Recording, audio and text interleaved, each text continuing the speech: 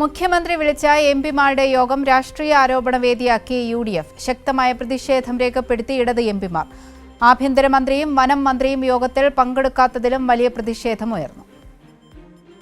Parliament monsoon സമ്മേളനത്തിന് മുന്നോടിയായി മുഖ്യമന്ത്രി വിളിച്ചു ചേർത്ത എംപിമാരുടെ യോഗത്തിലാണ് തർക്കം ഉടലെടുത്തത്. പാലക്കാട് കോച്ച് ഫാക്ടറിക്കായി ഇടതു സർക്കാർ ഒന്നും ചെയ്തില്ല എന്ന് VK ശ്രീകണ്ഠൻ MP യോഗത്തിൽ ആരോപിച്ചു. LDF എംപിമാർ ഇതിനെ ചോദ്യം ചെയ്തു. യോഗത്തിൽ തർക്കം മുറുകി. എല്ലാ എംപിമാരെയും കൂട്ടിയോജിപ്പിച്ചുകൊണ്ട് കേരള താൽപ്പര്യത്തിന് വേണ്ടി ഇടപെടുക എന്നുള്ളതാണ് ലക്ഷ്യമിട്ടതെന്നാണ് ആമുഖത്തിൽ പറഞ്ഞിരുന്നത്.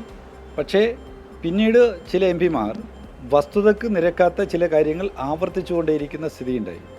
അതിലൊന്ന് കോച്ച് ഫാക്ടറിക്ക് വേണ്ടി കേരളത്തിലെ മുൻ ഗവൺമെൻറ് ഒന്നും തന്നെ ചെയ്തില്ല എന്നൊക്കെയാണ്. വസ്തുതക്ക് നിരക്കാത്തതാണ് എന്ന് ഞാൻ പറയുകയും 2018 കേരള നിയമസഭയിൽ ഉൾപ്പെടെ ഈ വിഷയം ചർച്ച ചെയ്ത് വന്നപ്പോൾ അന്ന് കേരളത്തിൻ്റെ മുഖ്യമന്ത്രി ഈ വിഷയത്തിൽ സംസാരിക്കുകയും വിശദീകരണം നടത്തുകയും ചെയ്യുകയും പീയൂഷ് ഗോയലിന് അന്ന് ഈ റെയിൽ ഫാക്ടറിയുടെ കാര്യത്തിലുള്ള നിലപാടിൽ തെറ്റായ രാഷ്ട്രീയ വൈരാഗ്യത്തോടു കൂടിയുള്ള നിലപാടിൽ പ്രതിഷേധിച്ചുകൊണ്ട് കേരളത്തിൻ്റെ മുഖ്യമന്ത്രി കത്തയക്കുകയൊക്കെ ചെയ്തിരുന്നു. അന്ന് 2018 തന്നെ MP രാജേഷ് അദ്ദേഹം MP ആയിരിക്കെ നിരവധി തവണ ഈ വിഷയം ഉന്നയിച്ച് പാർലമെന്റിൽ ഉൾപ്പെടെ സംസാരിച്ചതുമാണ്.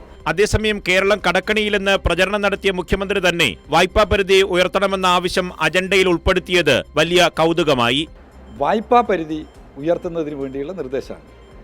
ഇപ്പം നിലവിൽ കിട്ടിക്കൊണ്ടിരിക്കുന്ന വായ്പ പരിമിതമാണെന്നും അതുകൊണ്ട് GDP-യുടെ 4.5% വായ്പ എടുക്കണം, അതിനുള്ള അനുമതി വേണമെന്നുള്ളതാണ് അവരുടെ അഭ്യർത്ഥന.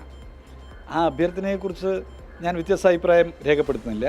പക്ഷേ കേരളത്തിലാകെ കടമാണെന്നും കടം വാങ്ങിക്കൊണ്ടുള്ള വികസന പദ്ധതികൾ എന്നുള്ളത് തെറ്റായ തീരുമാനമാണ്, ദിശയിലേക്കുള്ള കാര്യങ്ങളുടെ പോക്കാണ് എന്നൊക്കെയാണ് അവരെന്ന് പറഞ്ഞിരുന്നത്.